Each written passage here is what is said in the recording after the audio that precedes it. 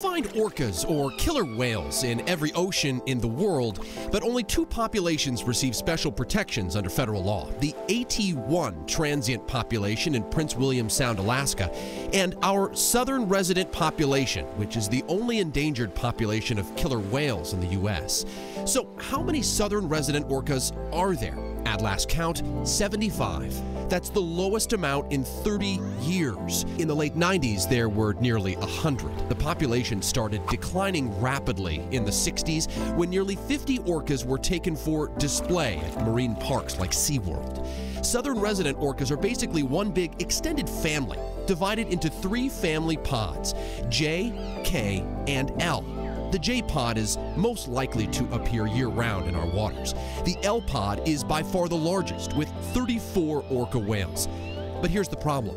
Scientists believe the whales are starving, and having babies is getting even more difficult. Of the 11 babies born between December of 2014 and January 2016, only 6 are known to still be alive. And it's estimated around 70% of orca pregnancies are failing. So why is this happening? Fish, specifically Chinook salmon, otherwise known as king salmon. It's the orca's primary food source, and their numbers are dwindling too, down 60% since the EPA started tracking fish in the 80s. That's causing more whales to go hungry and more susceptible to disease. Also, underwater noise is a problem. Orcas rely on sounds to find food, and with more boats on the water, noise is a factor in fish finding for the orcas.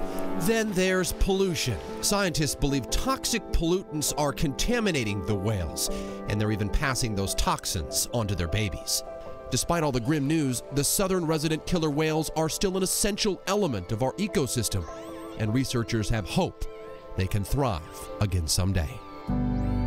Jake Wittenberg, King 5 News.